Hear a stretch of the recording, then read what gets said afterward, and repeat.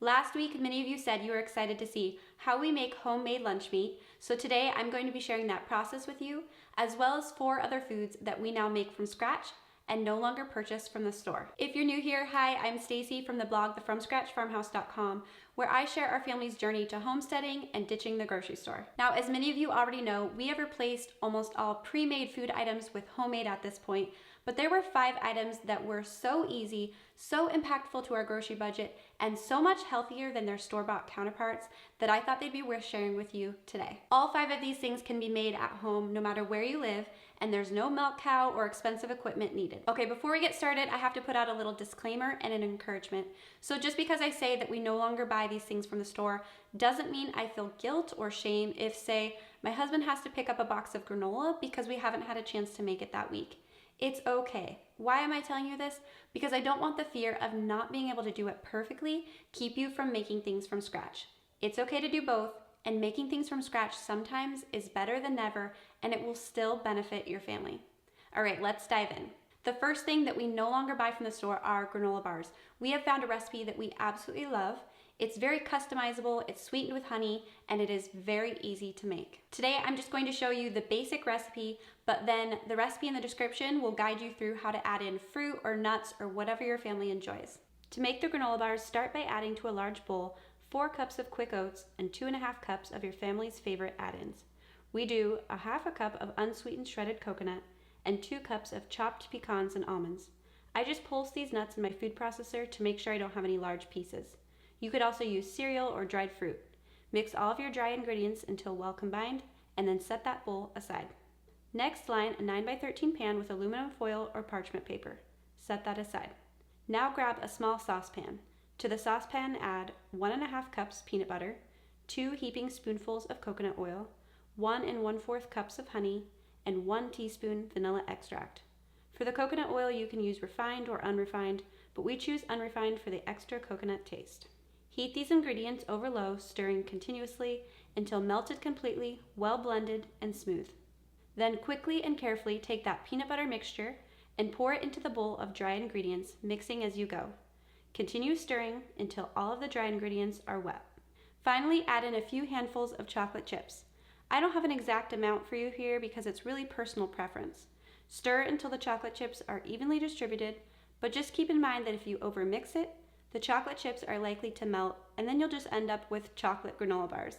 We've done this, and they were actually very good that way as well, but I had to convince my kids that there were in fact chocolate chips in there before they had a chance to taste them. As soon as your mixture is ready, press it into that baking dish that you prepared. I like to use the back of a measuring cup to make sure it is nice and compacted. If you skip this step, they will crumble when you try to take them out. Refrigerate for 1 hour, then cut into bars and remove. If you won't be eating them right away, you can also place them individually on a pan or baking sheet to flash freeze them in your freezer. This will make them hard enough to put in a bag or container in the freezer without them sticking together, and you'll be able to just remove however many you need at a time. The second thing we no longer buy at the store are instant oatmeal packets. My kids absolutely loved those things, but they're so expensive, and it usually would take 2 of those packets per child to fill them up. So we figured out how to make them at home. At first, I was just trying to convince my kids that instant oats was the same thing, but they were like, no mom, that does not taste the same as those little packets. So we found some healthier ways to make our own instant oatmeal cups. Here's how you make them.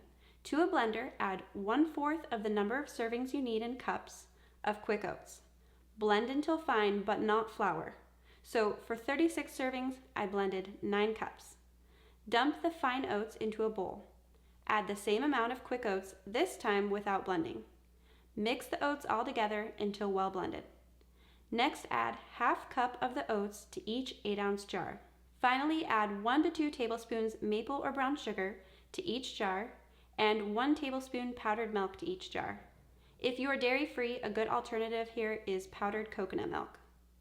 Add the lids to each jar and give them a little shake to mix the ingredients. Now they're ready to go. To serve, add 4 ounces of hot water. We just use our Keurig to do this so the kids can do it themselves. Replace the lid, shake, and let sit 1 minute. Then enjoy. The third thing we no longer buy at the store are tortillas. I actually had a child who would not touch store-bought tortillas. So anytime we would have tacos or something like that, she would just have it plain. Well, it turns out that she loves homemade tortillas. So that's all we do now is make them from scratch. It is very easy to do it. Here's how. To a large bowl, add 3 cups of all-purpose flour, 1 teaspoon salt, and 1 teaspoon baking powder. Whisk together until well combined. Make a well in the center of the dry ingredients and add 1/3 cup of oil of your choice and 1 cup of warm water. Just make sure it's a neutral tasting oil. Use a silicone spatula or wooden spoon to fold the dry ingredients into the wet. Then use your hand to knead it into a dough. Turn the dough out onto a floured surface and continue to knead for about 1 to 2 minutes until the dough is smooth. Divide the dough into 16 equal portions. Turn each piece to coat with flour, form into a ball, and use the palm of your hand to flatten it into a disc. Cover the dough with a towel and let rest 15 minutes to 1 hour before going on to the next step. After the dough is rested, it's time to roll out the tortillas. You can use a rolling pin, which works just fine, or a tortilla press. I've linked the one I'm using here in the description. Either way, it's pretty quick to do this. The press just keeps them more uniform and gets them thinner. Just make sure if you use a press to use parchment paper or they will stick. Heat up a large pan over medium heat. Do not oil it. You're going to cook the tortillas for just a few minutes on each side until they start to brown. Be careful not to burn them. As you finish each one, place them on a plate with a paper towel or a lid over the top. This is an important step because the steam will help to soften them. And that's it. Homemade tortillas your whole family will love. The fourth thing we no longer buy from the store are pie crusts. I used to buy pre-made pie crust because it was very intimidating to me to make homemade every time we would need one. So this is for pot pies or fruit pies. We love pie in this house. So as soon as I figured out that I could make it in a food processor or a mixer in just a few minutes, I never looked back, and now I always make it from scratch. I'll show you my favorite method for making pie crust, which is the food processor. But this exact process can be done with a stand mixer or even with a hand mixer if that's all you have. The process will essentially be the same, just replace beating with the mixer in place of pulsing in the food processor.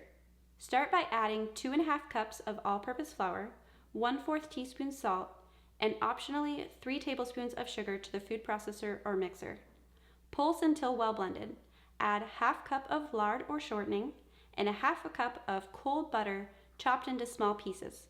Pulse until it's the consistency of small peas. Slowly add 1 tablespoon of ice-cold water at a time, pulsing in between until the dough comes together. Remove the dough to a clean surface and knead a few times by hand just until it holds together well. Go ahead and sprinkle in a little bit more water if it's still crumbly. Separate the dough into 2 equal portions and then form them into 2 disc shapes. Wrap them in plastic wrap and refrigerate for 30 minutes or until you're ready to use them. Take them out a few minutes before rolling out if they've been in the refrigerator for more than a few hours. And there you have it, easy, perfect pie crust. Another benefit of making homemade pie crust is that if I double this recipe, it will fill a 9x13 pan, which in our family size makes a whole lot of sense. Not to mention homemade pie crust tastes way better, so if you think you don't like pie crust, promise me that you'll try this recipe. The fifth thing we are no longer buying from the store is lunch meat, and I am so excited about this one. Even after we had made quite a few changes to the way we were eating, we were still buying that slimy, nasty lunch meat from the store.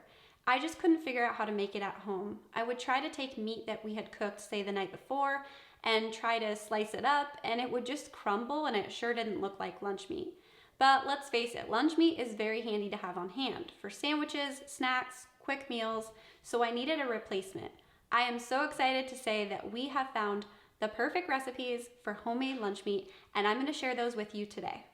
The first lunch meat I'm going to show you was made using venison, but the same process can be used with beef. You will need a hind quarter roast, or 2 or 3 depending on how much you want to make at a time. To start, you're simply going to brine the roasts in the fridge for a few days. The brine will penetrate the meat about a 1/2 inch per 24 hours, so we did 5 days, but adjust as needed. I will link the brine recipe below. After the meat has brined, smoke or bake the roast to an internal temperature of 160 or whatever the safe temperature you would normally cook your meat to. We do ours in a pellet grill at 200 degrees for 4 to 6 hours, which adds to the wonderful flavor. If you're baking it, just do a low temperature until done. Finally, it's time to slice the lunch meat. We use our slicer, which I will link below, but another way to do this would be with an electric knife. Lunch meat freezes well, so separate into portions big enough for your family and freeze for longer storage. That is, if you don't eat it all the same day. Trust me, it's tempting. The next recipe I'm going to show you is for turkey lunch meat. It's going to be a similar process. We're going to make a brine and then refrigerate however many turkey breasts you'd like to make in the brine, this time only for 4 to 8 hours. The one different step here is that after removing from the brine, we're going to season the meat on both sides and then use baking twine to tie it folded in half lengthwise. This is going to make for an amazing flavor and make sure that it doesn't overcook and dry out.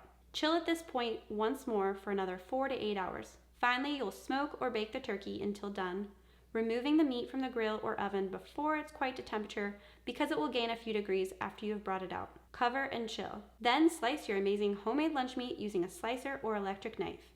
I don't have an after photo for you right now because this batch wasn't done in time for this video, but I will be posting the process on the blog next week, so make sure you're on my email list. I will post the link in the description. I hope you found this video helpful, and let's make a resource for others. Put in the comments what foods you have stopped buying from the store and would encourage others to make from scratch as well. I am so excited to see your suggestions. Also, if you haven't yet, hit that subscribe button. I make videos each week on homesteading, homeschooling, food from scratch, and creating a handmade home.